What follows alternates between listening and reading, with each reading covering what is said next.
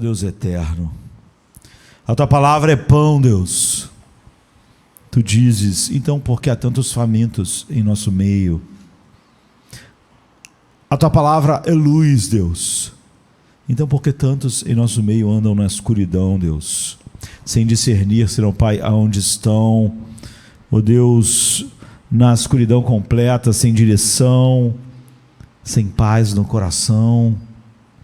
A tua palavra, Senhor Pai, é uma fonte, Senhor Deus, sem fim de riquezas.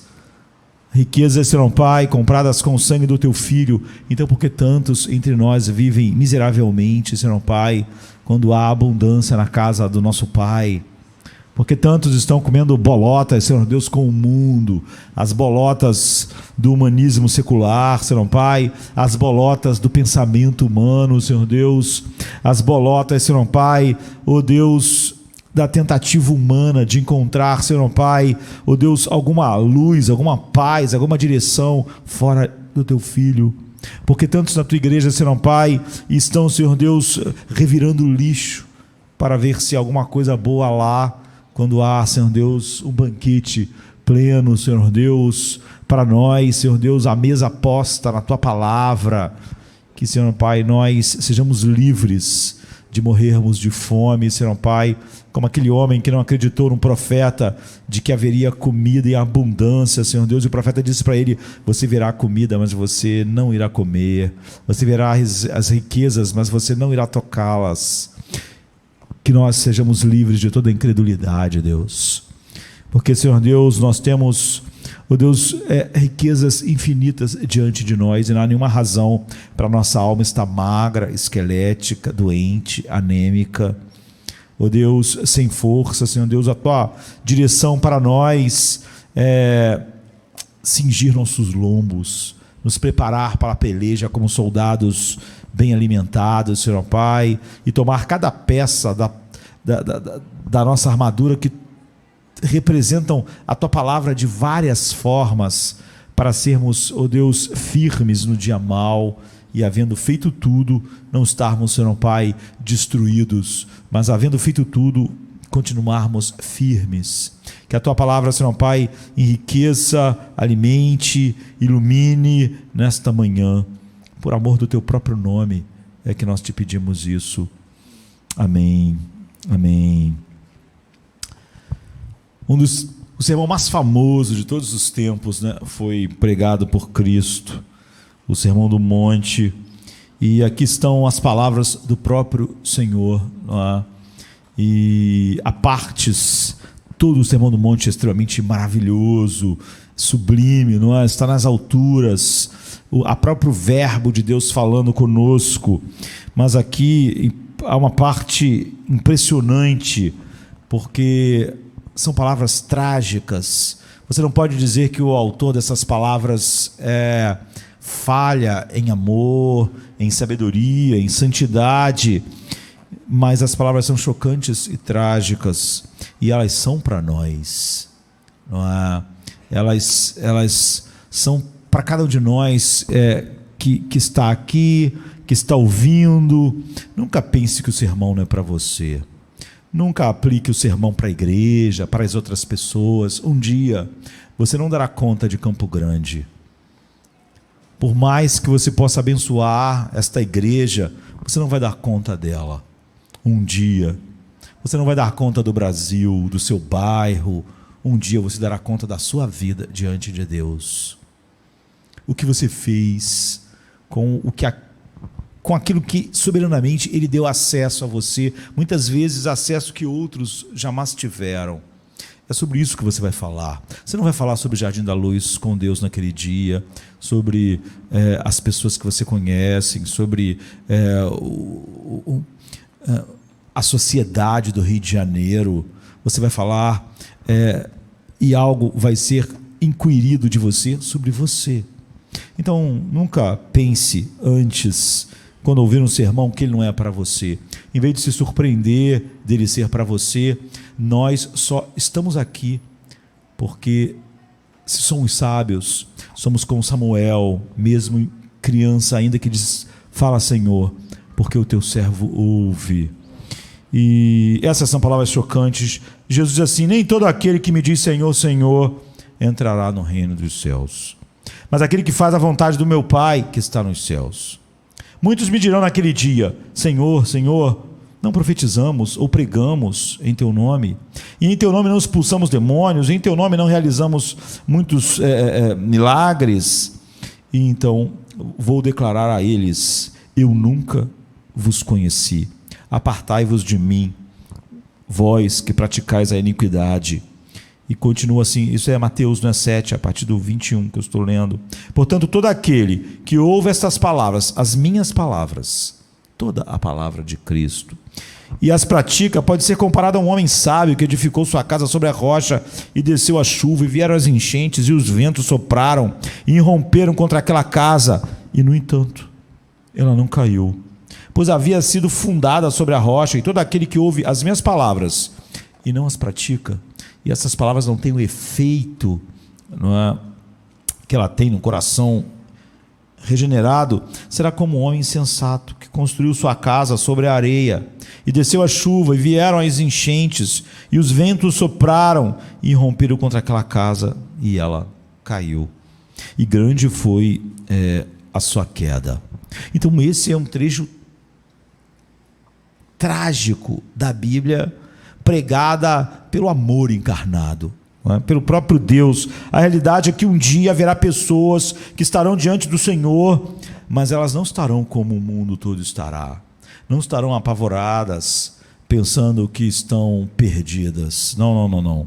Elas presumirão que está tudo bem entre elas e Deus, e elas serão informadas de maneira chocante para elas, e como elas viam as coisas, de que elas estão a caminho do inferno, mas elas pensaram que estava a caminho do céu, até chegar aquele momento. Então elas estão chocadas, porque elas ficaram sob a pior de todas as ilusões. Há muitos homens iludidos, mas essa é a pior ilusão da história do homem, não é? A pior ilusão de que alguém pode enganar a si mesmo sobre o seu destino, enganar-se sobre a sua salvação, enganar-se sobre realmente ter Cristo como um tesouro, que, sendo o tesouro do Pai eternamente, Ele deu o coração a homens que Ele chamou, escolheu e chamou para que desfrutassem desse tesouro, não é? Então, às vezes as pessoas dizem: os católicos são cristãos, aquelas pessoas lá, elas estão incluídas. Eu acho que a nossa igreja, a igreja dos nossos dias, devia preocupar se grande parte dos protestantes são cristãos ou homens apenas seculares. Ou então, os evangélicos são cristãos. E a pergunta mais importante até do que você perguntar isso é você perguntar a você mesmo: você hoje está aqui, você cantou os hinos, você está participando de um culto que tem o seu objetivo de ser centrado em Cristo, no que canta, no que ora, no que prega. Agora, você é cristão? Então, pode ser que muitos, pode ser não muitos, estão enganados. E esses enganados não estão sozinhos por causa disso. E muitas coisas que se chamam igreja não são igreja de forma nenhuma. E nem muitos que se dizem pastores. E eles têm congregações, apesar de não serem cristãos, não terem um coração capturado pela beleza de Cristo, os olhos desvendados, e a única coisa que importa em seu chamado e ministério seja Cristo e a pregação de Cristo crucificado. Então eles estão liderando igrejas que não são igrejas cristãs, não são pastores cristãos, e ainda assim o título está sobre todos. E o versículo 13 e 14 diz que existem apenas duas opções possíveis. Durante a minha infância, esse texto, minha infância, adolescência, início da juventude, eu escutei tantas vezes falar a respeito desse texto, aqui, nesse lugar, e em muitos lugares, mas as pessoas sempre olhavam para esse texto fazendo uma dicotomia falsa entre aqueles que estavam no caminho estreito e no caminho largo, não é? Como se Jesus não fosse claro aqui. Então, ele diz nesse sermão várias vezes sobre duas opções possíveis. Há uma porta estreita que leva a vida eterna, a salvação, e uma larga que não é o mundo, não é a pessoa que vive uma vida degenerada, e aqueles no caminho estreito são os cristãos, não são aqueles que não estão fazendo determinadas coisas. Mas ele diz que há uma porta estreita que leva realmente à vida eterna, que já é um desfrutar da vida eterna, mas que há uma estrada larga. Mas o que ele diz é que nas duas estradas a placa está dizendo céu. Esse é o seu público. Ele não está separando entre pessoas degeneradas, que vivem uma vida totalmente, e outras que têm uma vida piedosa. Não é? Ele não está dizendo que os legalistas estão num caminho estreito. A porta estreita é difícil de encontrar, é difícil de atravessar, porque ela exige o oposto do que o homem natural, do que o humanismo ama, mesmo em sua realidade, em sua religiosidade contínua que enche lugares e que supostamente fala a respeito de Cristo. A porta é estreita porque a verdade de Deus é oposta ao pensamento humano, é oposta aos sentimentos naturais humanos. A porta é estreita porque as doutrinas bíblicas não se encaixam naquilo que nós mesmos pensávamos de nós mesmos a vida toda. A porta é estreita porque ela diz que Deus não existe por causa de nós, mas nós por causa de Deus. A porta é estreita porque toda a verdade de Deus é centrada em Deus, em Cristo e não em nós. E grande parte daqueles que se dizem cristãos acham isso tão ruim e abraçam o humanismo secular e o pensamento humano com a mesma força com que todos os outros homens. Então a porta é estreita e difícil de encontrar, não porque ela está escondida, não porque é uma mensagem muito difícil, codificada, mas é porque ela é um escândalo para a mente natural. Ela é um escândalo para o orgulho humano, para o seu senso de valor e a autoestima que ele criou, estimando-se alguma coisa longe de Deus, ou de Deus existindo para ele mesmo. Então ela é a negação de toda justiça própria, de toda a ideia de bondade em nós, de toda a ideia de liberdade. É por isso que ela é estreita, não é porque ela é escondida, codificada, ou estreita em sentidos legalistas, não é? E ela exige de fato arrependimento completo, que não envolve partes da vida, e submissão a Cristo, e um coração que se deleita nele, e compromisso de viver para a sua glória, que só podem fluir de realmente um coração regenerado, que realmente experimenta alegria indizível e cheia de glória nele. Então é difícil encontrar essa verdade. E ouvindo isso, é difícil agir de acordo com isso. Ou seja, é difícil hoje em dia ouvir uma verdade centrada em Cristo. E ouvindo isso, ainda é difícil, na verdade impossível para o homem natural, viver centrada nessa verdade. Ou seja, você pode me falar muito sobre a centralidade de Cristo e de Jesus não ser o centro de nada, em todas as nossas decisões, em tudo que nós fazemos. E o verdadeiro caminho é difícil de encontrar, porque ninguém está procurando aquele caminho exatamente. Não é? Ninguém acha que aquele é o caminho que leva aonde elas querem ir, porque esse caminho está longe da multidão. Esse caminho você tem que vir nu. Você tem que estar diante de Deus nu. Nem as folhas de figueira que você deu um jeitinho de fazer como Adão, você pode realmente entrar por esse caminho assim. Você tem que vir nu, desprovido de todo bem, na sua vergonha sem fim, sem nenhuma justificação, em nenhuma área da vida. Você tem que vir sozinho. Eu sei que as pessoas sempre gostam de culpar as outras pessoas, mas no fim, você tem que ter entrado nesse caminho sozinho. Você não vai poder dizer que ninguém entrou contigo, porque você não tinha que entrar com ninguém. Você tem que vir realmente com o coração quebrado, com o coração quebrantado, que naturalmente o coração do homem não é. O coração do homem tem dentro dele um advogado que está sempre defendendo ele, seus sentimentos.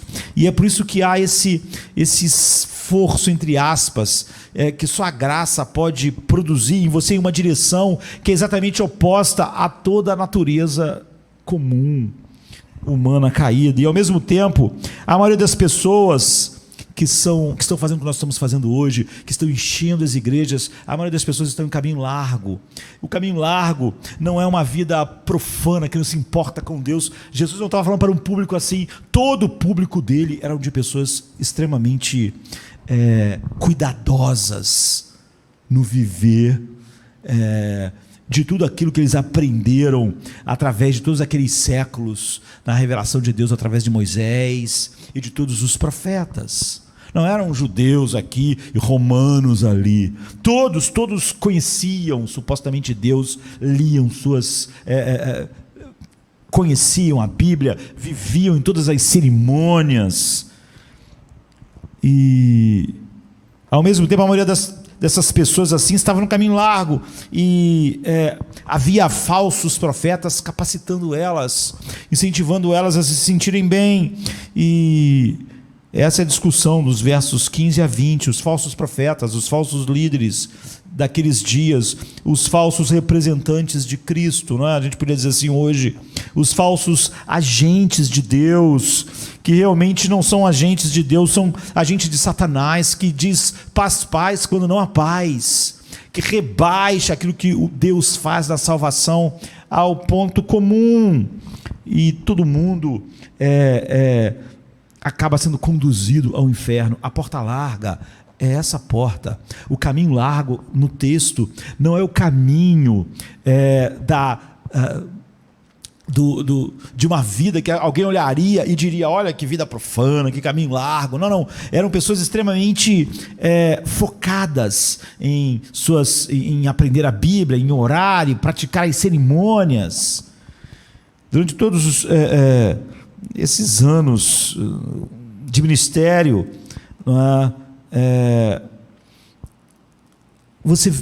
eu sempre senti que a preocupação das pessoas estava no lugar errado.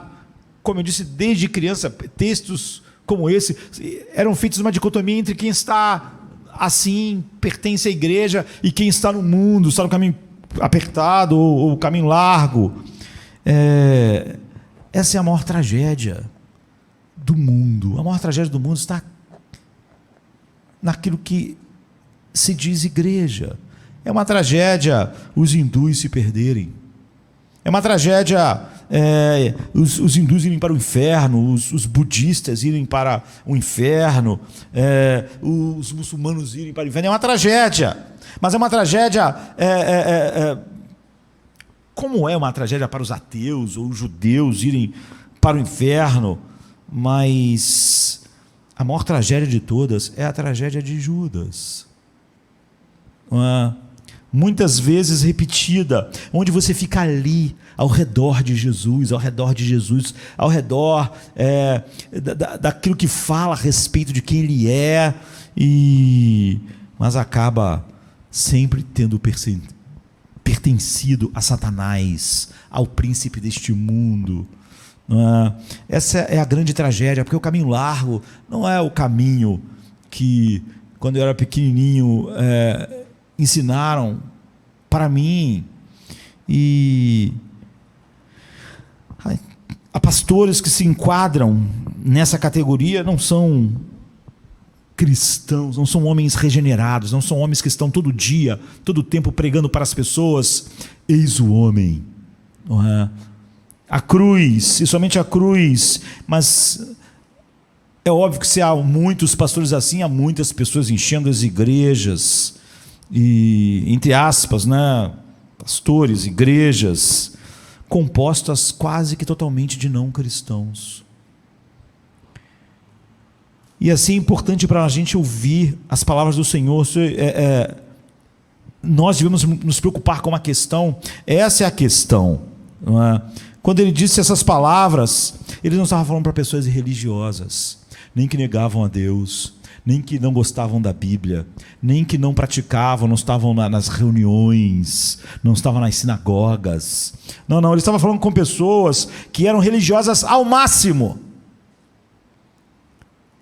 A gente pode dizer que elas eram quase obcecadas por religião, que elas todo dia pensavam nisso, e isso dominavam a vida delas, como a verdade devia dominar a sua, a minha. A religião dominava tudo. Eles não podiam, como de fato nós não devemos, quando estamos em contato com a verdade em Cristo, mas eles não faziam como muitos hoje, pelo contrário, era um público mais seleto. Eles não separavam a sua vida social da sua religião.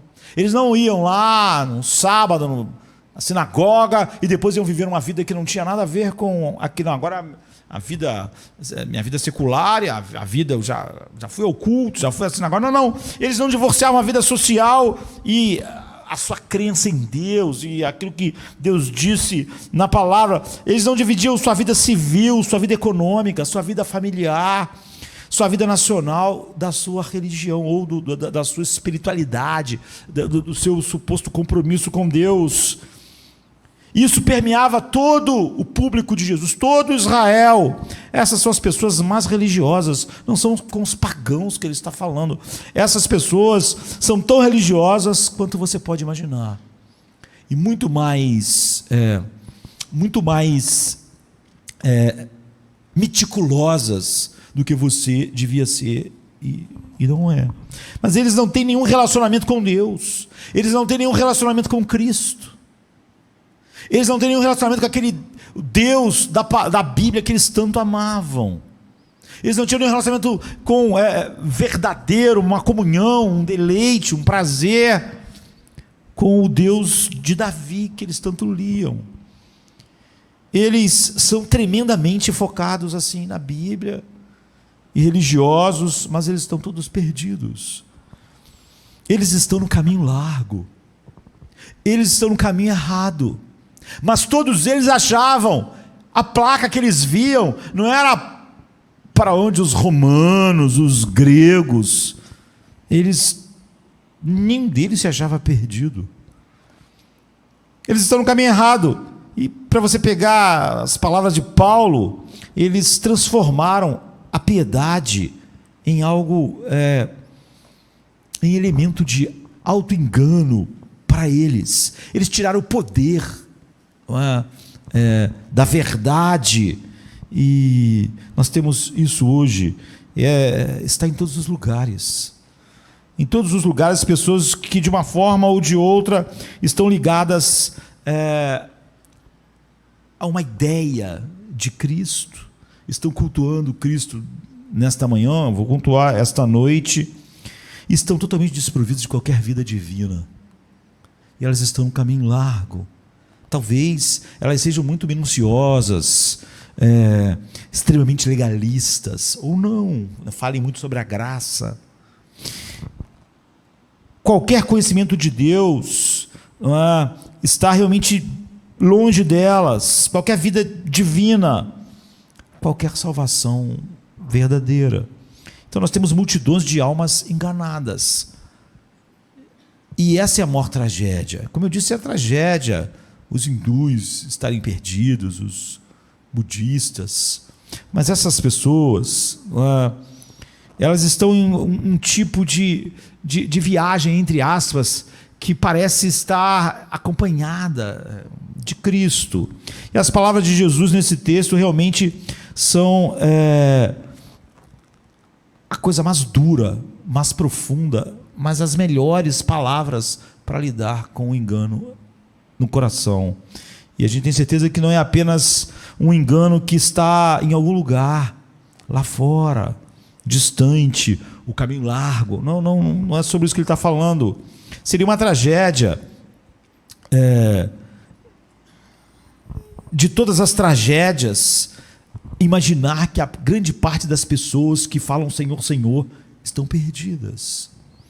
Mas vai acontecer, e vai continuar acontecendo. A ideia de que alguém se sentou anos em Jardim da Luz e acabaria dizendo, mas Senhor, Senhor, apenas para ouvir, afaste-se de mim. Vocês, eu nunca conheci vocês. Jesus teve essa preocupação no Sermão do Monte, no final do seu ministério, quando ele conta uma história, no capítulo 25 de Mateus, sobre algumas virgens que tinham todas as características para estarem esperando o noivo. Todas. O noivo vir, a celebração, só faltava uma coisa a elas. Elas precisavam de algo no interior. Elas não tinham óleo para acender a lamparina. Porque elas não tinham óleo, que é o símbolo de não ter dentro de si luz espiritual, de não ter o Espírito Santo, de não ter nova vida, de não ter regeneração. Elas foram excluídas, embora elas fossem virgens. Você vê, todas elas eram virgens. Todas elas, quando você olhava para elas, você diria, estão todas no caminho estreito. Você não diria, olha, elas não tinham algo interior, algo verdadeiro, não tinham luz. A Bíblia diz que o Deus desse século cegou os olhos para não ver a glória, a beleza de Cristo. Então, elas não viam. Mas externamente, elas estavam exatamente como todo mundo achava que elas deviam estar. Eu suponho que a palavra chocante aqui, pelo menos devia ser para nós, a primeira palavra no verso 22. Muitos dirão naquele dia. Ele não diz, olha, há um grupinho, há poucas pessoas que vão me dizer, há poucos enganados. Ele diz muitos, muitos. E a gente pode vincular isso ao verso 13 que diz, muitos são os que entram pelo caminho largo. É as mesmas pessoas que ele está dizendo. Os muitos que entram pelo caminho largo são os muitos que vão dizer, Senhor, nós não te servimos, nós não pregávamos, nós não estávamos no culto, nós não ouvimos a palavra, nós até gostávamos dos pastores que pregaram os sermões mais bíblicos, nós não fizemos isso. Esses são os muitos que dirão isso para ele, são os muitos que ele está dizendo que estão no caminho largo. Não como eu disse quando era criança, que dizia, o mundo está no caminho largo. Não é sobre isso que ele está dizendo. São as pessoas que parecem assim, aquelas virgens, está tudo certo, estão perdidas, porque estão no caminho largo. São os mesmos que quando chegam ao fim do caminho, eles vão estar pensando o quê? Como eles andaram por um caminho que a placa dizia céu, eles vão chegar lá e vão estar esperando o quê? O céu. Eles não andaram por um caminho que está escrito inferno. Eles não pensaram que o encontrar Cristo para dizer para eles, eu não te conheço. Eles estão espantados, eles não estão como um homem que estava andando por um caminho que ia para o inferno, chegasse no inferno e ele pensava, estou chegando no lugar certo. Eu queria ir para Petrópolis, seguir a placa de Petrópolis, eu cheguei em Petrópolis. Não, eles estão achando que estão indo para o caminho. Esses muitos, eles caminharam a vida inteira achando que estavam indo para o céu, só para descobrir, eles não estão lá com aquela multidão, eles são uma multidão de pessoas espantadas. O quê? Nós não fizemos isso, nós não pregávamos, nós não estávamos fazendo coisas no teu reino. Que choque pensar que você está no caminho para o céu, apenas para descobrir só no fim que Jesus vai dizer, eu não te conheço. Você nunca esteve. Você sempre andou pelo caminho largo. O caminho largo, você vê, é muito mais sutil do que queriam fazer crer. O que atrai as pessoas para esse engano, então? O que é isso? Como você pode chegar a esse ponto onde você está confortável em seu engano, que você percorre um caminho inteiro, uma viagem longa, 20 anos, 30, 40, 50. A Bíblia nos diz algumas coisas que contribuem para isso. Antes de tudo, o que contribui para isso é uma compreensão superficial do Evangelho. Compreensão essa que vem de pregadores superficiais do Evangelho.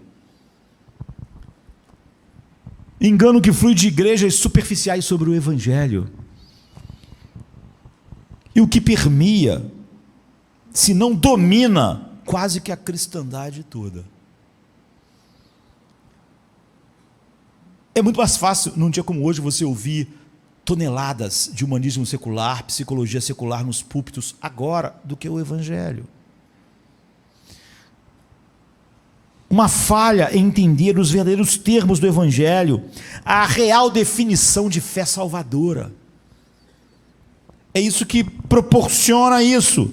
É óbvio que aquelas pessoas extremamente apegadas a tudo o que supostamente Deus tinha falado na Bíblia, elas eram superficiais, elas não achavam que realmente a relação que elas tinham com aquelas coisas fazia delas pessoas do caminho largo. Nós temos o que do Evangelho hoje? Temos uma abordagem fraca e superficial, rasa, banalizada, emocionalizada, né? Psicologizada do Evangelho, que a maioria das pessoas que se dizem cristãs creem. Elas não têm um conhecimento profundo do Evangelho. E isso lhe dá a explicação significativa de por que grande parte daqueles que se dizem cristãos ou evangélicos não podem, realmente não compreendem, não poderiam falar sobre as grandes doutrinas da redenção. Dizem às vezes que as grandes doutrinas da salvação pela graça não são essenciais. Ou dizem crer no evangelho da graça sem crer na graça. Claramente exposta na palavra de Deus, elas não as conhecem, nem se espera que elas conheçam. Não se espera hoje que um cristão conheça realmente essas doutrinas, essas verdades, ou que saiba aplicá-la à vida. Os cristãos hoje precisam que alguém diga a eles para fazer todas as coisas, e eles não vão fazer nada. A grande reclamação das pessoas frias é que as pessoas não ajudaram elas a serem melhores, mas elas ouviram demais a verdade de Deus. Mas elas sempre acham que outras pessoas, isso o transpirar do humanismo secular, né? Alguém tem que ser culpado pela minha condição. Eles não conhecem, nem se espera que eles conheçam, e assim as pessoas têm uma falsa compreensão da sua condição espiritual, do seu coração, tem uma falsa concepção da sua alma. A concepção deles da alma vem do humanismo secular, não vem do que a Bíblia diz ser. Grande parte dos problemas em sua alma, eles vão ter algum nome que o humanismo secular deu, alguma síndrome lá, alguma explicação que não vem do Evangelho. E você pensaria que alguém como eu, que passou grande parte da sua vida tentando esclarecer o Evangelho, o que ele significa genuinamente, o que ele faz, como ele produz alegria, como ele é a exposição de um novo coração, a beleza de Cristo e as grandes doutrinas da graça,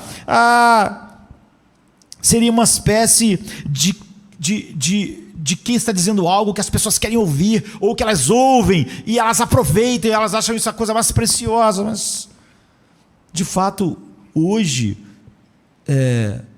isso, como em todas as épocas, seria visto como um dogmatismo que não é inclusivo.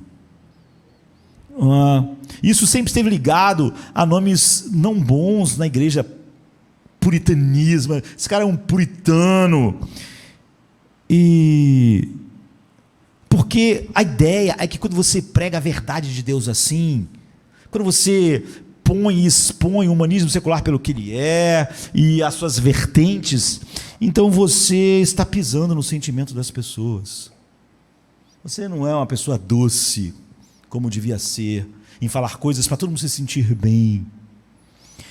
E você está invadindo a cama confortável das tolerâncias com aquilo que não é o Evangelho, e está sendo divisivo, Você devia ser alguém agregador. Mas a verdade sempre faz isso. Ela sempre fez isso. Você acha que as pessoas que estão ouvindo Jesus dizer isso, que eles vão chegar diante dele só para saber que eles são malditos, achavam que ele estava sendo amoroso? E é óbvio que ele estava. A igreja é tão ignorante sobre o evangelho que quando você prega o verdadeiro evangelho, você está muito sujeito a ser mais vilipendiado pela igreja do que pelo mundo. Eu digo que pregar o verdadeiro evangelho no mundo cristão hoje é se envolver em mais problemas do que pregar o evangelho verdadeiro ao mundo. A igreja hoje desenvolveu uma alergia ao evangelho, porque o evangelho é tão contrário ao humanismo avassalador do coração das pessoas. Assim, a primeira razão pela qual as pessoas podem viver iludidas a vida inteira é que elas tinham nomes, elas tinham explicações para tudo que elas são, que não vinham do evangelho. Elas podem se sentar em uma reunião, entre aspas, não é? E em algum lugar que se apresenta como igreja, e ser ensinado por alguém que se apresenta como um pastor, e cercado por pessoas que se apresentam como cristãos, e se sentir bem. Não é? Contanto que as pessoas sejam amáveis, contanto que as pessoas falem coisas assim, que dê a ela um grupinho para ela se sentir bem. A segunda coisa que contribui para isso é uma falsa sensação de segurança, não é? Essa falsa sensação de segurança que as pessoas têm, e isso é o caminho largo, não é? A ideia de que você se sente bem com Deus, e que se você se sente bem, está tudo bem, é uma das coisas incentivadas. Não é? Se você tem alguma atração emocional para com as coisas que supostamente envolvem Deus, as pessoas que estavam ouvindo Jesus naquele dia, que ele prega aqui, eram pessoas assim, elas se sentiam bem, eles eram o povo de Deus, eles não eram como aqueles pagãos horríveis, eles gostavam de estar com pessoas que acreditavam em Deus, que amavam os salmos, que achavam Moisés o maior profeta. E se você acredita em Jesus e quer se conectar com Jesus e quer se associar com Jesus, ser parte do que Jesus está fazendo, simplesmente se você sente isso, então isso quer dizer que você está realmente ligado a Ele. Alguém vai te certificar e dizer para você: é isso aí, é isso que é o Evangelho. Em alguns casos, se você for, hoje em dia, a esse absurdo de chamar essa parte aqui da frente do nosso salão de reuniões de altar, venha ao altar, faça uma decisão e venha ao altar. Não é? O único altar que existe no Evangelho é lá na cruz, porque é onde o sacrifício foi feito. O altar é um lugar de sacrifício. Mas venha ao altar, faça a oração. E alguém vai dizer para você: você está salvo. Hoje em dia a maior luta que tem é dizer que alguém que não tem nenhuma alegria em Cristo não pode estar salvo. As pessoas hoje, elas abraçaram, igual o mundo abraça o movimento LGBT, etc. A igreja abraçou a ideia e ela defende isso com uma fúria de que alguém que não tem nenhuma paz, nenhum prazer em Cristo, vive uma vida que não tem nenhum gozo em Cristo, está salvo. Em alguns casos, se você mostra algum tipo de fidelidade às reuniões, né, mas principalmente se você se sente bem com Jesus, com a ideia que você tem de Jesus, você será afirmado, vai dizer que você está no caminho estreito, você está no caminho certo, que leva ao céu, contanto que você diga que quer Jesus em sua vida, quer Jesus em seu casamento, quer Jesus... E contanto que você diga que acredita em Jesus, mesmo que toda a sua visão de mundo venha de algo superficial, chamado evangelho, entre aspas, que nada mais é do que um humanismo secular, revestido de palavras e jargões cristãos. Então, contanto que você ore a Jesus e peça a Ele para consertar sua vida, diga certas coisas, e que você tenha alguns sentimentos quando estão cantando algumas coisas e quando estão falando algumas coisas, você será afirmada regularmente pelas pessoas de que está tudo bem com a sua alma, que Deus então te ama incondicionalmente e de que você deve acreditar simplesmente que está tudo bem. E você está aqui e está mostrando o seu amor a Deus por coisas tênues que nós decidimos ou que apenas nos sentimos bem quando pensamos naquilo, e isso coloca você simplesmente num lugar bem-aventurado. E assim, tanto a falta da definição do Evangelho, do que é o Evangelho, da pregação do Evangelho, e esse desejo irresistível que todo mundo tem de fazer as pessoas se sentirem bem. O homem psicológico é ser feliz. É por isso que a culpa foi banida. É por isso que o pecado foi banido. Porque essas coisas fazem as pessoas se sentirem mal. E os cultos hoje, tudo que eles querem é que todo mundo se sinta bem. Aconselhamento bíblico só é aconselhamento bíblico se ele é o aconselhamento do que a Bíblia diz. Mas o aconselhamento cristão hoje não tem nada de bíblico, não é? Ele só quer que a pessoa se sinta bem. O propósito, por que todas as perguntas difíceis, quando diz respeito a alguém, deve ter uma resposta que faça a pessoa se sentir bem? Porque isso é um mundo psicologizado que nós vivemos. Tudo que eu quero é pensar, se eu falar isso, essa pessoa vai se sentir mal. Então atrai as pessoas e as seduz para um sonho, que eles estão bem com Deus, mas eles não estão. Há uma terceira coisa, que é um fracasso no autoexame, é uma falha de autoexame. Há pessoas que ouvem um sermão e ficam ofendidas. Você vê que em nenhum momento ela fez um autoexame. Ela tem um teflon para a verdade.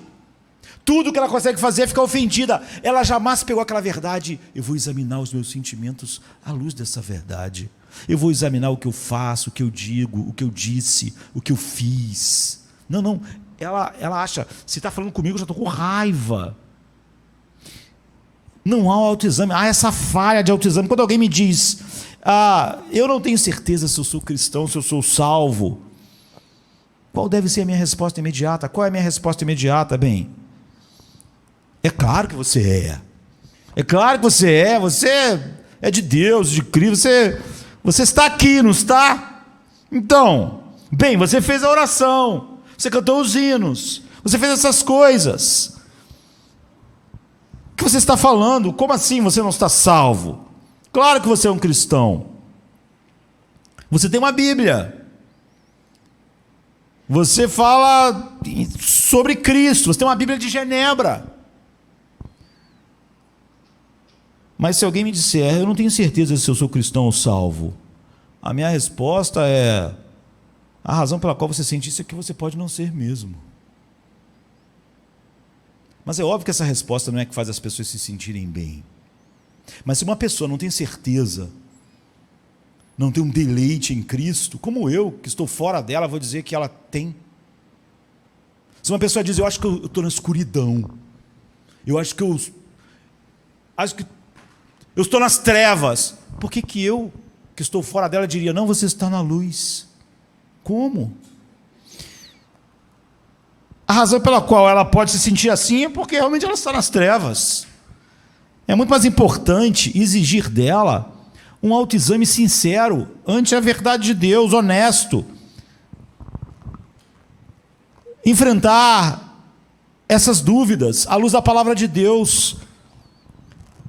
Pode ser legítimo, pode não ser. É verdade que há cristãos verdadeiros que entram em momentos da vida que ficam numa nuvem de dúvida. Deus às vezes tira a percepção de salvação, os ossos secam, não é?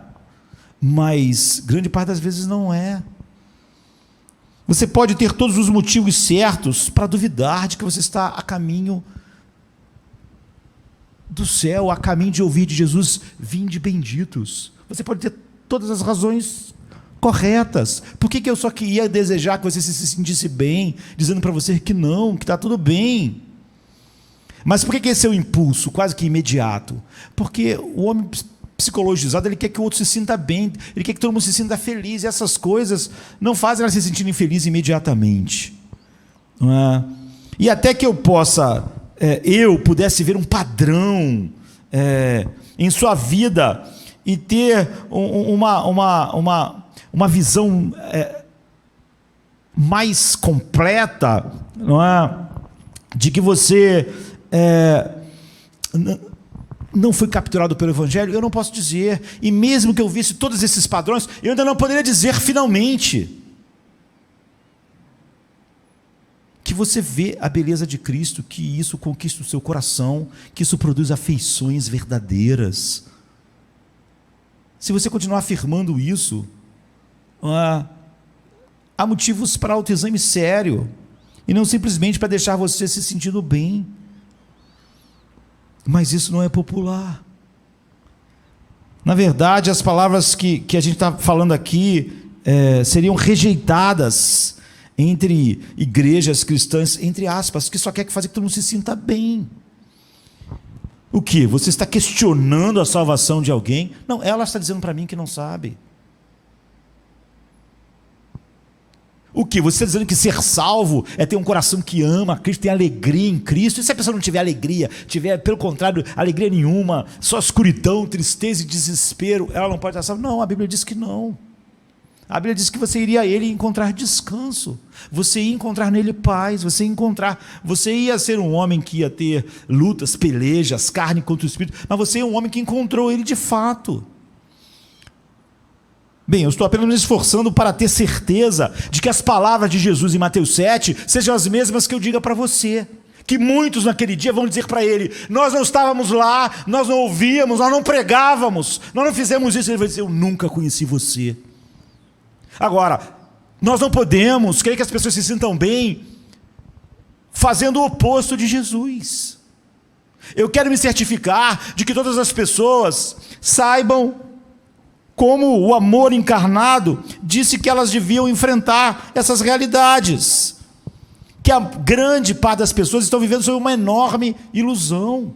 Muitos me dirão naquele dia, não porque viviam lá, era um romano pagão, mas porque viveram uma vida tão centrada em torno das coisas de Deus, que elas tinham certeza que estavam no caminho escrito céu. O caminho largo e estreito aqui não é o caminho de uma pessoa que não tem nada a ver com Deus e outras que tinham no caminho.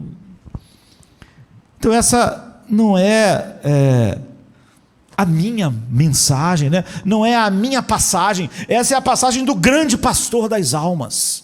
Quem está dizendo isso, que muitos naquele dia vão dizer isso para ele, vão ouvir essa resposta, é ele mesmo. Eu sou apenas um subpastor, passando a mensagem que ele disse adiante. Eu não quero ser um eco, reverberação, ou um passador da mensagem do mundo. Eu não quero ser o passador da mensagem do humanismo secular. Eu não quero ser o passador da mensagem da psicologização do mundo. Não. Eu só tenho uma responsabilidade: ser o subpastor, aquele que passa a mensagem do grande pastor. E ele está dizendo isso aqui. E somos tão orientados pelo humanismo secular, queremos tanto que as pessoas se sintam bem, queremos que as pessoas gostem de nós, não gostamos de confrontos, por isso não queremos questionar a vida espiritual das pessoas. Como eu estava dizendo, a grande discussão hoje é de pessoas tentando provar de qualquer maneira que uma pessoa que não experimenta nenhuma alegria em Cristo, nenhuma paz, a ponto do desespero final, sem nenhuma luz, está salvo. É só para as pessoas se sentirem bem, para os parentes se sentirem bem, ou para as pessoas que estão na escuridão, se sintam bem na escuridão, sem ir àquele, sem encontrar descanso em Cristo, se sentirem bem do jeito que elas estão. Somos tão orientados por uma graça desprovida a graça dá o quê? Novo coração, nova vida. A graça é nos livrar de Satanás que cegava nossos olhos para a beleza da glória de Deus na face de Cristo. Mas há uma graça que deixa as pessoas sem nenhuma afeição por Cristo. Os olhos delas não são destapados para a beleza de Cristo, elas continuam exatamente sem os recursos. Em 2 Coríntios 13, 5, há uma palavra que todos nós precisamos ouvir, vem do apóstolo Paulo. para uma igreja. Do mesma maneira que Jesus está falando para um público que não é entre os comprometidos que amavam a Bíblia daqueles dias e os pagãos, Paulo está falando com uma igreja. Ele não está falando com a igreja e com o mundo, está falando só com uma igreja. Uma igreja não é mais qualquer, uma igreja que ele fundou. Porque podia ser uma igreja superficial, que não ouviu o evangelho, que não conhecia as doutrinas verdadeiras, como aos montes.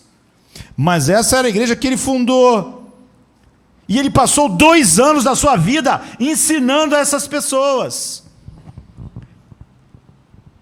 Elas foram batizadas lá. Elas ficaram sob o ensino do apóstolo Paulo.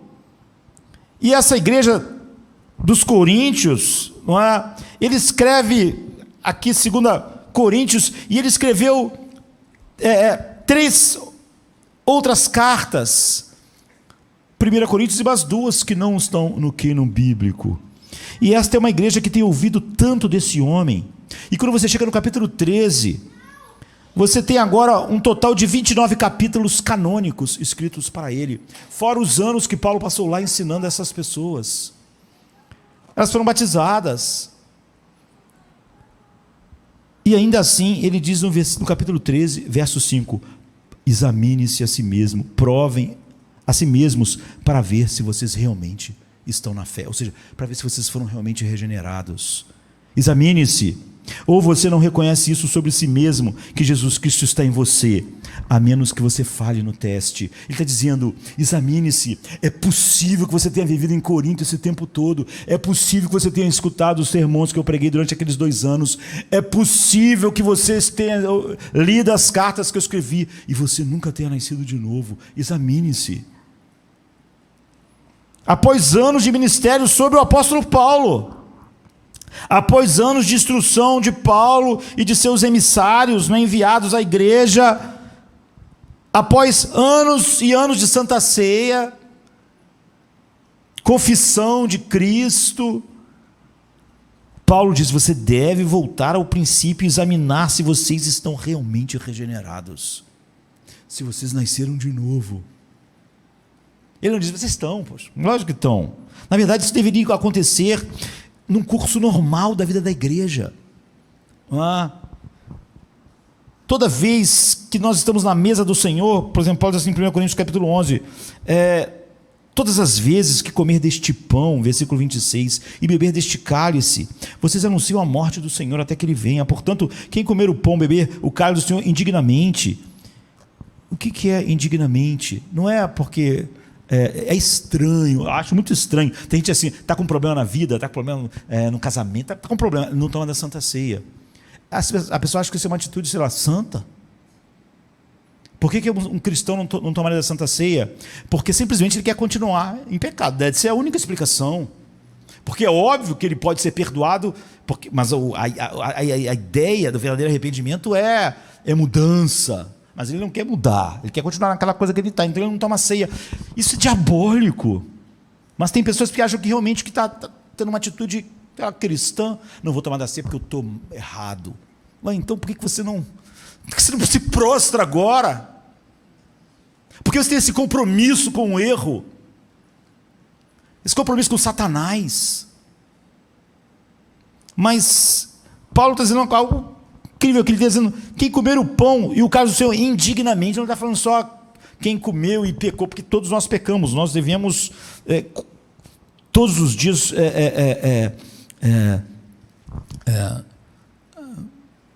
confessar os nossos pecados.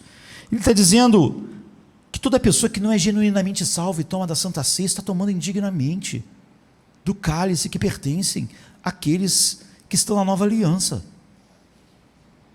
Será culpado do corpo e do sangue do Senhor. Se você é um homem não regenerado que comunga, né? Ou seja, você está declarando ter uma comunhão com o sangue e com o corpo de Cristo, e você não tem. Você não vê a beleza dele, seus olhos não foram abertos para a sua beleza, a sua vida não foi capturada pela sua beleza, não está moldando a sua vida, não está moldando a sua obediência. Você pode ter muita obediência, como aquele público de Jesus tinha, mas é tão somente por causa da lei, por causa da religiosidade, da sua compreensão distorcida de Deus. Toda vez que você vem à mesa do Senhor, é um momento verdadeiro de autoexame. Se você não fizer isso, se você não estiver disposto a fazê-lo, é bem improvável que você tenha encontrado uma zona de conforto, de autoilusão na sua vida. É por isso que há pessoas, todo mundo quando sentou aqui hoje, devia ter sentado, vindo para cá, ou quando na sua casa abre a Bíblia, devia ter dito: fala, Senhor, que o teu servo ouve. Mas tem pessoas que, se ele sentir que o sermão está indo na direção dele, fica com raiva. Era como se ele dissesse: Senhor, não fale, que eu não vou ouvir, eu não gosto. Porque as pessoas tomaram doses tão cavalares do humanismo, de querer se sentir bem, que elas não podem se sentir mal com a palavra de Deus, mas nós só realmente choramos nossa miséria quando sentimos que a palavra de Deus mostra feiura em nós, de que nós precisamos realmente da beleza de Cristo, que só o Espírito Santo pode produzir. E há uma quarta questão que seduz as pessoas a esse caminho largo, que é muito, é como as 10 virgens, elas aparentemente, o caminho largo não é diferente, as pessoas que estão no caminho, não é o mundão e as pessoas que estão aqui hoje, não é essa a dicotomia, E as pessoas têm uma fixação em atividade religiosa. As pessoas realmente acham que espiritualidade, ela está aqui amanhã, segunda-feira, orando à noite, e terça-feira num grupo, e quarta-feira fazendo uma coisa, enquanto a vida delas não é alcançada, não há uma explosão da beleza de Cristo que captura a vida dela. Mas ela acha que quanto mais reuniãozinhas ela tiver, era o que os judeus eram, eles achavam que estavam fazendo tudo, que aquilo era um caminho estreito, mas era largo. Não era sobre Deus, o encanto com Ele, dominando a vida. Estar em uma igreja, estar com pessoas que se dizem cristãs, ler, entre aspas, literatura cristã, falar sobre Deus, como tantas pessoas se sentem hoje espirituais por causa dessas coisas. Fazendo parte de alguma organização, isso induz as pessoas ao engano, que isso é o que é ser salvo, é viver de reunião em reunião, em reunião, em reunião, e espiritualidade, de sermão para sermão, quando na verdade só ama sermões que não atingem nada nela, ela só ofende, ela não ama o sermão que os põe para a transformação. Ela diz: oh Deus, esmaga a mim como a uva, como é o hino que a gente canta, né? Mas assim que uma palavra começa a esmagar um pouquinho, já sente todas as dores do mundo, porque na verdade faz parte dessa massificação psicologizada que quer se sentir bem. O cristianismo está cheio de pessoas em todos os tipos de atividades, que é meramente isso.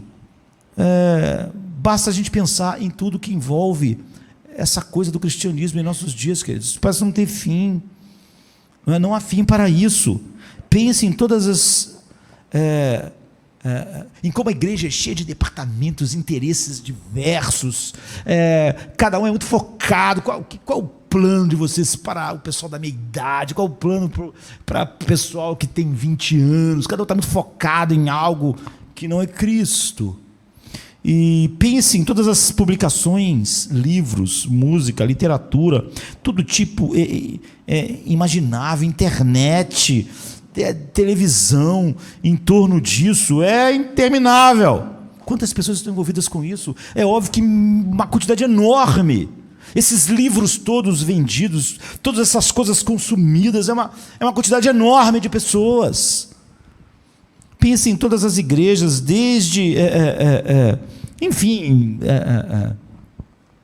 todas aquelas que se autodenominam cristãs, incluindo cada culto, e o protestantismo liberal, as denominações, todo tipo de igreja que surge todos os dias. A ideia hoje é começar a sua própria igreja, não é?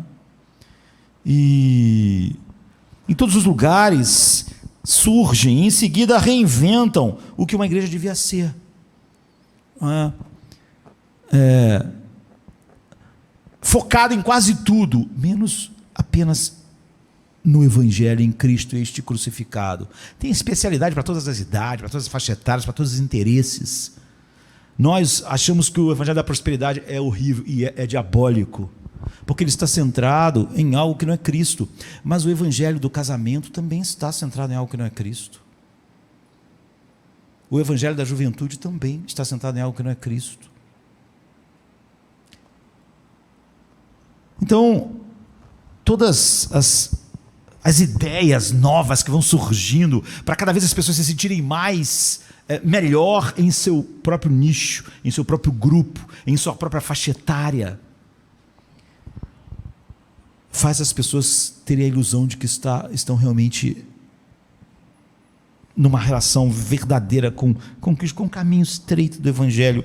E há a quinta coisa, o tempo passa rápido, que atrai as pessoas para o engano, não é? É essa abordagem comum, hoje em dia, tão distante da graça, da troca justa. É tão típico, não é? Geralmente, as pessoas dizem, as pessoas realmente, elas têm, por exemplo, elas têm facilidade de dar dinheiro para qualquer causa, supostamente de Deus, se elas estão pensando que vão ganhar alguma coisa em troca. Se elas aprenderem que elas não ganham nada em troca, que aquilo deve ser simplesmente o fruto de que elas estão convencidas de que tudo que elas têm vem de Deus, então elas não têm mais interesse. Elas podem ter vivido 30 anos no engano, dando dinheiro para ganhar algo. Assim que elas dizem que entenderam o Evangelho, o Evangelho não chega até o lugar do amor ao dinheiro. Ou sempre elas têm algum interesse, e elas acham que tem uma troca justa. Se eu fizer isso, será que Deus vai consertar meu casamento? Geralmente começa assim, eu sou basicamente uma pessoa comprometida, será que, por que Deus não faria isso ou aquilo? Então há uma pequena lista de atitudes que dá à pessoa uma falsa sensação de segurança, porque ela está fazendo determinadas coisas e ela acha que Deus realmente, se for justo, fará a troca justa de fazer aquilo que ela acha ou espera que Deus faça. Ou então há uma familiaridade com a moral bíblica e ela acha que isso é realmente o suficiente, e às vezes quanto mais ela abraça isso, mais distante ela fica de ver a realidade dela e do Evangelho e da sua necessidade. O fato é que não importa como.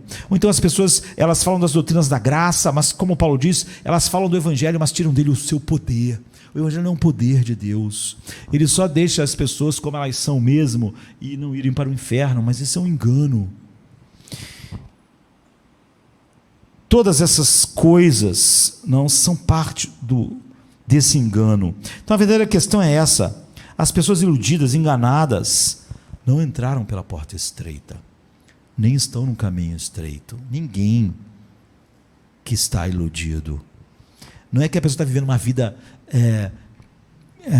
que deixa claro que ela não tem uma relação com Cristo. O caminho largo é um caminho do auto-engano.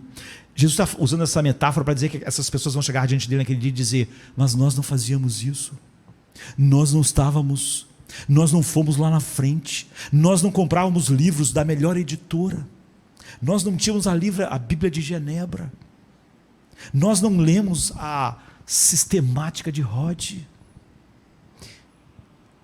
Eles não conseguiram passar pela porta estreita. O que significa? Verdadeiro arrependimento produzido pelo Evangelho. Não é? Confissão verdadeira de pecado, em vez de termos aquele teflon contra a verdade de Deus. Um coração que realmente foi exposto à luz do Evangelho de Deus. Os olhos foram abertos para a beleza de Cristo. Quebrantamento, humildade, obediência à palavra do Senhor, não para conquistar algo, para chegar a algo, não se aproximando da lei novamente, para o qual nós já estamos mortos, mas porque o amor de Cristo constrange esse novo coração. Você vê por que a doutrina, porque a porta é estreita, porque ela fala de coisas que o homem não pode fazer. Ela fala de coisas que só o Espírito Santo pode fazer na vida de um homem. Um novo coração, uma nova alegria, novos afetos, novos amores, novos ódios. Doutrinas que são exatamente o oposto de todo o humanismo secular, de todas as explicações do mal em mim, colocando esse mal em outra fonte que não seja eu mesmo. E Lloyd Jones, por exemplo, ele falou: o que nosso abençoado Senhor quer acima de tudo, falando sobre isso aqui, somos nós mesmos. O que as Escrituras chamam de nossos corações. Ele quer o homem interior, o coração. Ele quer nossa paixão e submissão. Ele não quer meramente nosso zelo, nosso fervor, o que fazemos ou qualquer outra coisa. Ele nos quer, ou nós estamos no caminho largo. Deus não quer nossas ofertas. Ele não quer nossos sacrifícios. Ele não quer nossa obediência. Ele nos quer. É possível para um homem dizer as coisas certas, ser muito ocupado e ativo, alcançar resultados aparentemente maravilhosos, que vão poder fazer ele dizer naquele dia: eu não fiz isso. E ainda assim, ele está no caminho largo. E esse é finalmente o maior insulto que podemos oferecer a Deus. O que poderia ser um insulto maior? E ele continua: o que poderia ser um insulto maior do que você dizer Senhor, Senhor, e ele nunca ter reinado em sua vida? Você sempre ter filtrado a palavra dele só no que você aceitava, sempre ter se ofendido com o que ele disse, que não estava de acordo com o seu senhorio sobre ele. Você exerceu um senhorio sobre a Bíblia, você exerceu um senhorio sobre a verdade, você pegou o que você quis e jogou para fora o que você não quis. Como é que você pode chamar ele de Senhor, Senhor? Não é a maior abominação? Ele diz. Se ele é Senhor, então nós estamos submissos. Se a palavra dele diz algo totalmente ofensivo para nós, nós nos prostramos, ele diz. Mas nós permitimos que nossas próprias opiniões e argumentos, em vez das Escrituras, controlassem o que fazemos, o que sentimos, e explicamos os nossos males pelas nossas ideias e não pela sua palavra. Este é o maior insulto, diz Lloyd Jones, que nós podemos fazer ao Senhor. Como nós podemos chamá-lo Senhor, Senhor? E os enganados, eles vêm em várias categorias. Então, existem aqueles que são superficiais. Superficiais necessariamente não é pessoas que não entenderam as grandes doutrinas, não, mas não conseguem aplicar a sua vida. Ele conhece coisas para debater, para discutir, para ver quem não está entendendo certo, mas aquela pessoa não está sofrendo nenhuma mudança real pela verdade em seu coração. Então são superficiais, se dizem cristãos, alguns, porque são superficiais até no conhecimento. Porque em algum momento, eles, sei lá, vamos usar a palavra que as pessoas aceitaram a Jesus. O cristianismo dele tem a ver com uma coisa que eles fizeram lá no passado. Não está acontecendo nada agora. Não tem a ver com o que Cristo fez, mas o que eles fizeram em algum momento na história deles. E a gente pode usar essa frase da moda: eles aceitaram Jesus. Eles são ignorantes e eles são descomprometidos e eles não têm afeições para com Deus, nem para com a verdade, para com a mente de Deus, e eles têm todos os argumentos humanistas para tudo em sua vida, e eles estão muito ofendidos quando o evangelho é pregado, ficam muito ofendidos quando a verdade é colocada, porque eles querem se sentir bem, eles acham que há uma conexão real com Deus por essas coisas superficiais, mas eles só podem falar sobre coisas superficiais em sua própria vida. Passa décadas ouvindo, mesmo aqueles que escaparam de ouvir um falso e diluído evangelho, que não passa de humanismo, ainda assim, depois de décadas, às vezes anos, eles estão no mesmo lugar. Jesus chamou de joio misturado no trigo. Não fora do trigo. O joio não é um mundo. Jesus está falando da igreja. Eles conhecem a Bíblia um pouco, eles conhecem, às vezes até muito, mas não há nenhuma profundidade. Há uma pele extremamente sensível, que toda hora a verdade de Deus causa a eles grandes alergias e grandes traumas. E eles estão muito ofendidos com a verdade de Deus. São superficiais. E assim você tem um superficial, mas você também tem aquele que é superficial e tremendamente envolvido, e tem aqueles superficiais que são até o jeitão já denuncia tudo. E em terceiro lugar, os hipócritas, não é? Eles sabem que eles não desfrutam de um deleite em Cristo. Mas eles estão no culto, mas eles mal podem esperar que o sermão acabe. Não é? E eles vão gostar de muitas reuniões, mas contanto que haja algum interesse que não é exatamente Cristo. E eles estão tentando trabalhar sua moralidade, seu casamento, mas tudo o que está muito além do que o ser humano pode ser, por ele mesmo fazer alguma coisa, que é só o que o Evangelho pode fazer, eles sabem que não há nada lá. E se você me perguntar se todas essas pessoas estão cientes que estão sendo enganadas, os superficiais, os que não conhecem o Evangelho, muitas vezes estão enganados sem perceber isso. E muitos que têm um conhecimento maior também acham que realmente conhecer isso, discutir essas coisas, debater algumas doutrinas, coloca ele num lugar melhor e num caminho estreito, e se engana. Os hipócritas, eles não são enganados, são enganadores. E às vezes isso se manifesta de muitas maneiras. Às vezes as pessoas dizem para mim assim, isso é muito comum: eu sei que eu vou para o inferno, eu sei, então tudo bem, eu já sei que Deus não me escolheu, eu vou para o inferno. E eu sempre penso, essa pessoa não acredita em nada, porque as pessoas ficam desesperadas quando estão com câncer. Elas ficaram trancadas dentro de casa com medo de um vírus, mas elas falam de maneira tão simples que elas estão indo para o inferno e não são eleitas. Elas não acreditam. Elas não fizeram isso com o vírus. Eu sei que o vírus está aí, em todo lugar. Bobagem. O médico disse hoje que eu estou com câncer, mas eu não liguei. Estou com câncer mesmo. Todo mundo é mortal. Elas não falam assim. Mas quando elas falam assim: eu sei, então sou eleito, então vou para o inferno, tudo bem, vou viver a vida. É óbvio que elas não têm a menor ideia do que é o inferno. Elas realmente não acreditam. E elas ainda querem, sei lá, que você tenha elas ainda estão se sentindo coitadas de alguma forma, mas elas não acreditam. Elas são ateus, funcionais. Elas falam do inferno, mas não acreditam. Não há um pingo de temor no coração quando elas falam isso. Se o médico tivesse dito que ela estava com câncer, ela estaria nervosa, porque ela acredita no câncer.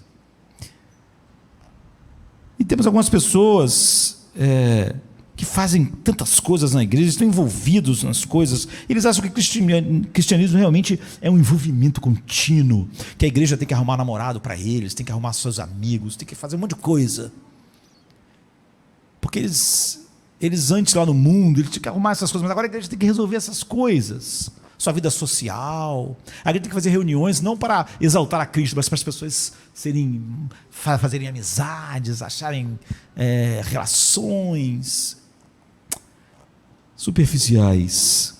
Como vamos ajudar essas pessoas? Como chegamos a essas pessoas para ajudar elas se elas são autoenganadas? Se elas acham que estão num caminho para o céu? Como pode uma pessoa enganada saber que está sendo enganada? Quando uma pessoa sabe que está sendo enganada, ela não é mais enganada. Como podemos identificar alguém que está assim? Então, nos últimos minutos aqui, nessa passagem nos dá algumas introduções a isso. Aqui está: quando você estiver procurando por pessoas que estão enganadas ou quer sondar seu próprio coração, por pessoas que estão buscando e acreditando que meros sentimentos, se sentir bem em torno das coisas que diz alguma coisa sobre Cristo, ou qualquer coisa em torno de Cristo, e não o próprio Cristo, ela tem interesse na sua faixa etária, nos seus interesses. Como eu disse, as pessoas acham, ainda bem, né, assim, a teologia da prosperidade, porque a pessoa, o interesse dela é o dinheiro, não é Cristo.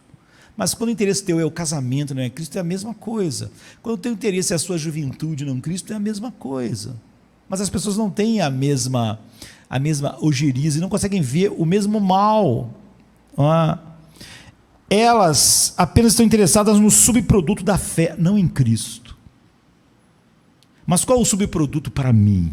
Pode ser interesses diferentes. Elas não são consumidas com a glória, com a honra, com a maravilha, com a beleza de Cristo, que é o que acontece quando os nossos olhos são abertos. Elas não estão consumidas em honrá-lo, em amá-lo. Elas querem fazer alguma coisa, querem se sentir importante, elas querem um ministério.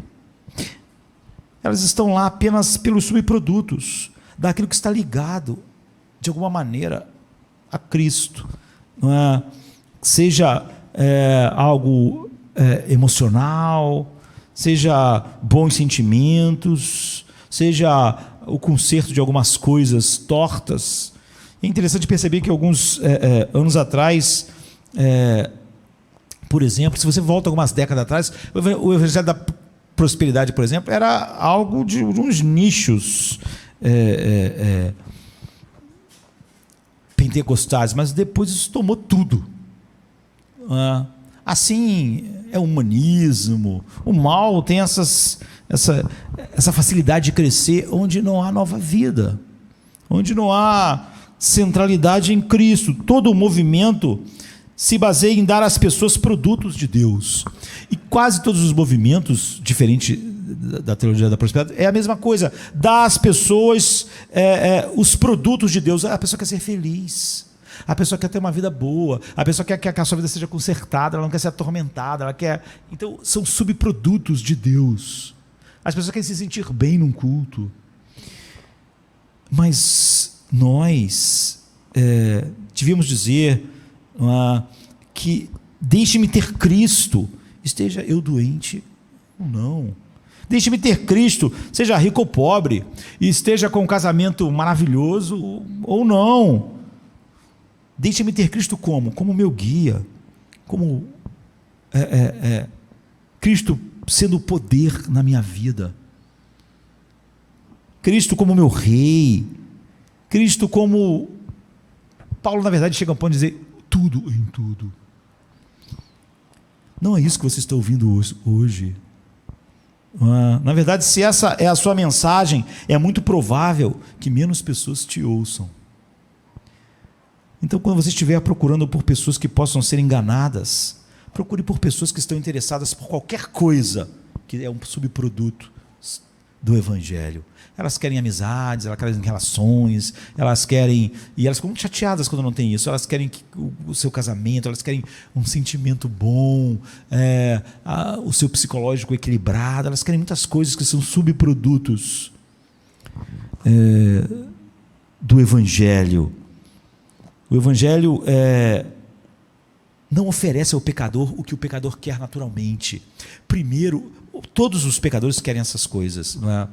Primeiro, o Evangelho muda o nosso coração para a gente querer coisas diferentes que Ele vai nos dar. Não há nada que o homem natural deseje que é o que o Evangelho vai dar a ele. Primeiro, o Evangelho é o poder que nos muda e cria novos desejos, e aí o Evangelho vem suprir esses novos desejos, anseios em nossos corações. Agora, o que o homem natural quer? Ele quer bons sentimentos, ele quer se sentir bem, ele quer se sentir protegido, ele quer felicidade, ele quer sucesso, ele quer uma boa autoestima, ele quer ter a sensação de que os anjos estão trabalhando para dar tudo certo na vida dele, ele quer saber como viver, como Deus pode fazer ele viver bem na sua faixa etária. Ele quer essas coisas. Todas essas pessoas não regeneradas querem isso naturalmente. Elas não precisam de um novo coração para desejar isso. O Evangelho não promete ao pecador o que o pecador já desejava antes de ser regenerado, não é? E qual a atitude do mundo para aquilo que o Evangelho dá? O Evangelho nos dá uma coisa: Cristo. E o mundo odeia Cristo. E é por isso que o verdadeiro Evangelho sempre foi marginal no mundo. Jesus diz assim: vocês serão odiados por todos por causa do meu nome. Eles me odeiam, então eles vão odiar vocês. Olha, se tudo que o Evangelho dá é Cristo, e o mundo não o ama, é um problema, não é? Porque o homem natural nunca vai desejar Cristo, que é a única coisa que nós temos para oferecer ao homem, Cristo.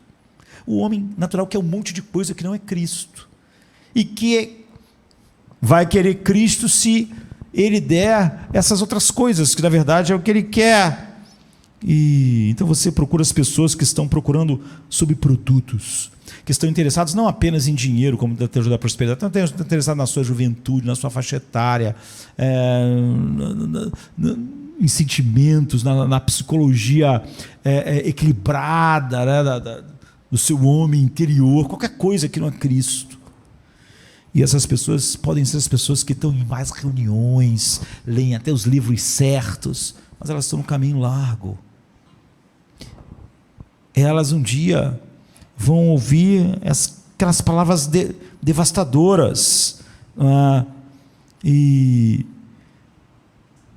nós nos reunimos aqui, por exemplo, em torno da palavra de Deus. Nós não temos um encontro social, nós não estamos interessados realmente nisso. Isso, sim, é um subproduto da nossa vida com Deus. Nós não queremos só estar envolvido em alguma coisa que tenha a ver com Deus. Nós queremos Cristo, queremos pregar Cristo. E sabemos que isso é suficiente para a pessoa saudável ou doente. E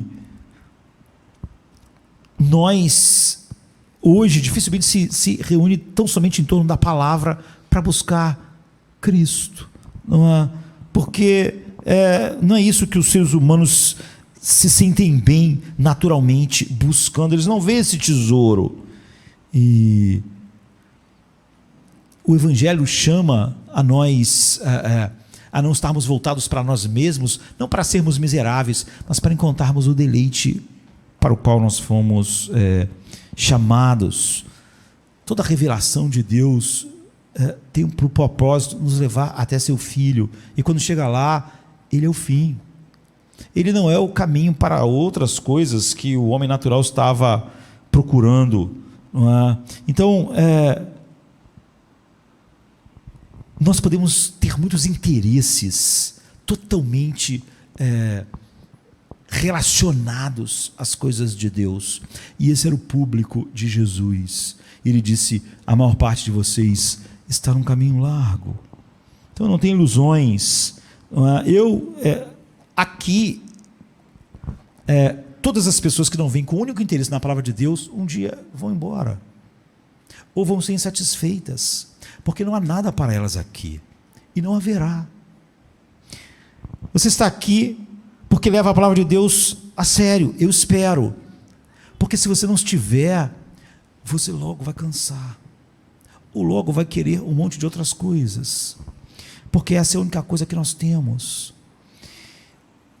Eu subo aqui semana após semana, e a única coisa que eu faço, como fiz na semana passada, é pregar a palavra de Deus. Nós nunca vamos ter uma nova onda aqui, um novo mover, uma nova visão acontecendo, uma coisa nova acontecendo, nunca vamos ter. Então você nem adianta ficar esperando 6 meses para isso acontecer, isso nunca vai acontecer. Nós nunca vamos de mover em mover, de uma nova onda em uma nova onda, de uma nova moda. Agora a moda é fazer desse jeito, porque isso cria mais assim, as pessoas ficam mais próximas. Nunca vai haver. Se a palavra de Deus não for suficiente para você, nós não temos mais nada. Você não precisa esperar no próximo culto uma coisa mirabolante, porque não haverá uma grande ideia para fazer você finalmente amar a Cristo. Nós não acreditamos em fazer coisas para as pessoas amarem a Cristo, ideias novas, fazer o jovem amar a Cristo, fazer o solteiro amar a Cristo. Nós não acreditamos nisso. Nós acreditamos que Deus regenera pessoas jovens, solteiras, casadas. Não acreditamos em outra forma de fazer um jovem se interessar por Cristo que não seja o Evangelho. Não acreditamos. Não acreditamos que se a gente arranjar uma namorada para alguém, ele vai se interessar por Cristo. Não acreditamos nisso. Nós só acreditamos em pregar a palavra. Pregue a palavra de Deus, a tempo e a fora de tempo. Nós só acreditamos nisso. Nós só acreditamos que a palavra de Deus, pela ação do Espírito Santo, regenera um homem. Não acreditamos em mais nada.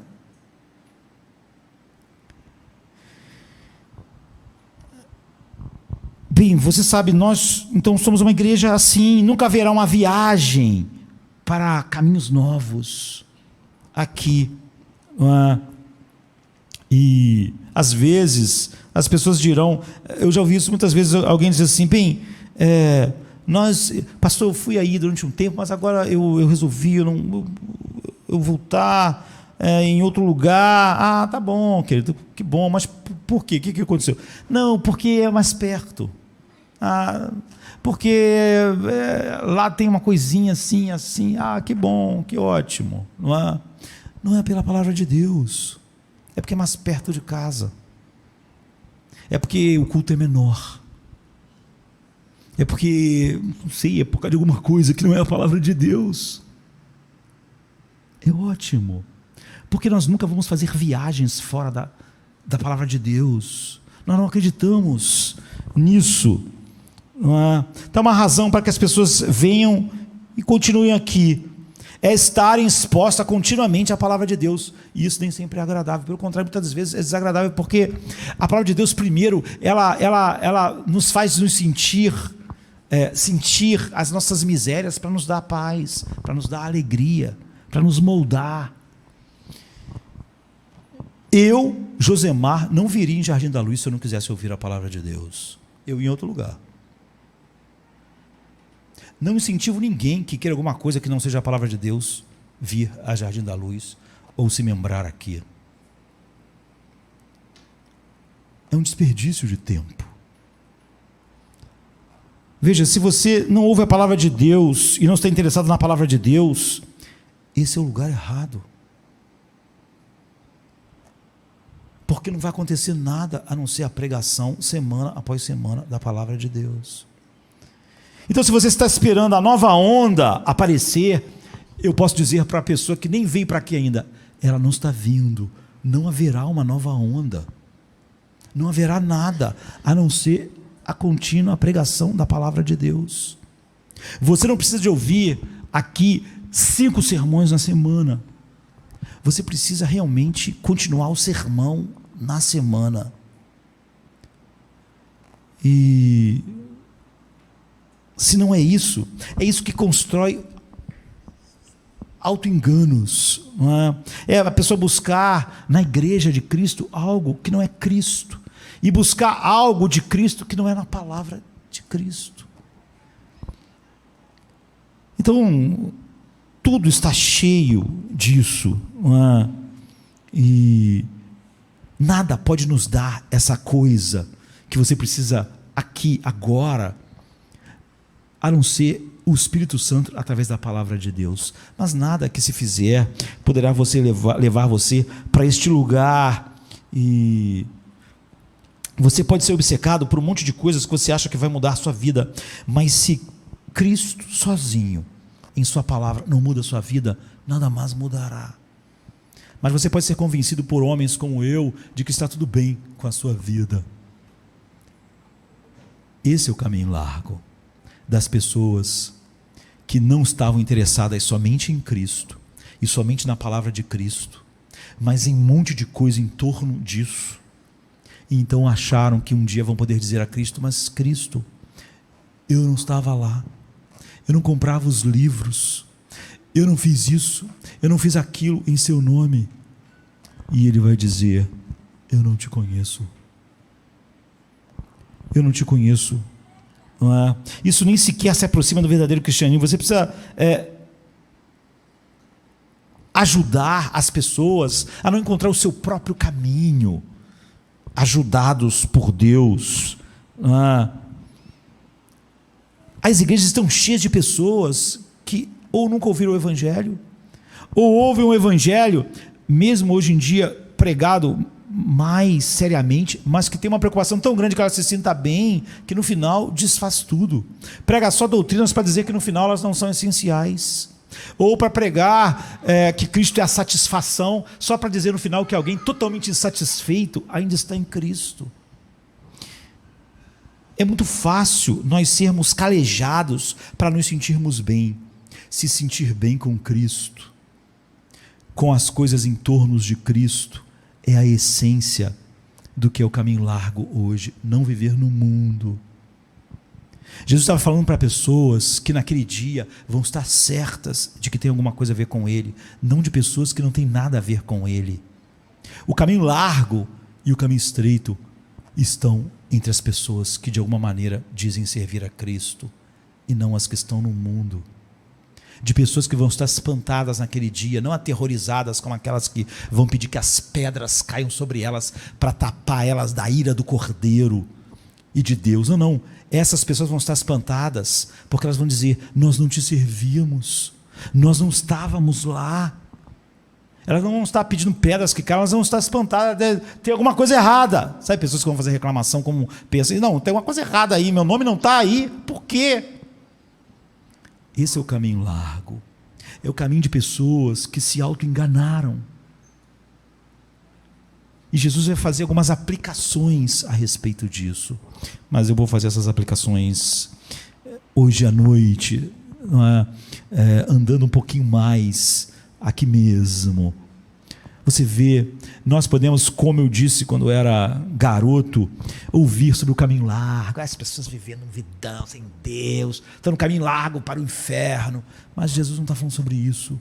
Ele está dizendo que o caminho largo e o estreito da sua metáfora estão dizendo que as pessoas estão indo para o céu, e todas as pessoas que estiverem andando pelo caminho largo, sabe, de todas as supostas verdades que se encaixam no humanismo, de todas as buscas que não são na verdade sobre Cristo, são sobre outros interesses e subprodutos, essas pessoas estão se enganando, e elas estão andando num caminho largo, e elas não entraram pela porta estreita da verdade de Deus, que precisa da ação soberana do Espírito Santo para nós entrarmos. Então naquele dia elas vão estar certas de que está tudo bem entre elas e Cristo, e não entre aqueles que acham que melhor que uma montanha caia sobre eles, porque eles sabem que estão debaixo da ira de Deus. Naquele dia eles vão estar convictos, essas pessoas vão estar não aterrorizadas, elas vão estar, as pessoas que Cristo está tratando aqui, elas vão estar espantadas, elas vão estar incrédulas. Como assim eu não estava no caminho do céu? Como assim eu não te servi? Como assim eu não fiz isso, não fiz aquilo? E ele vai dizer, como aquelas virgens, elas, as 10, as virgens, eram todas iguais, mas não havia a vida de Deus, não havia o óleo, não havia o Espírito Santo regenerador, não havia algo interno, verdadeiro, em relação a Cristo, ao noivo. Então elas estão fora, mas elas não pareciam estar num caminho largo, segundo as nossas definições mais confortadoras. Portanto, certamente, em vez de nós perguntarmos se as pessoas que estão tão distantes são salvas ou não, essa passagem é muito mais trágica. É trágico, como eu disse, o hindu, o muçulmano, o ateu estarem perdidos, mas Jesus não está falando sobre eles, está falando sobre pessoas como nós, que estão no caminho largo, mas só vão saber no fim, quando descobrirem que esse caminho dizia céu, e que tinha um monte de líderes que diziam, não, vai para o céu, é céu, céu, e que vão descobrir naquele dia que estavam no caminho que não ia para o lugar, que elas estavam certas de que estavam indo, e elas então vão encontrar um Cristo, só para dizer para elas, ele diz, nem todo aquele que me diz Senhor, Senhor, entrar no reino dos céus. Ele diz, nós não fizemos isso em teu nome. Ele dirá, eu nunca te conheci. Hoje à noite vamos olhar um pouco mais para isso, que Deus sonde a nossa vida e faça nós mesmos olharmos para dentro de nós mesmos. O auto-engano é um poder enorme, não é? E enquanto eu estou sendo enganado, eu não estou vendo o engano. Que Deus nos tire, por sua graça, disso, e nos faça tudo em nossa vida ser sobre Cristo, realmente, não apenas a igreja, todos nós, em todo o tempo. Vamos ficar de pé.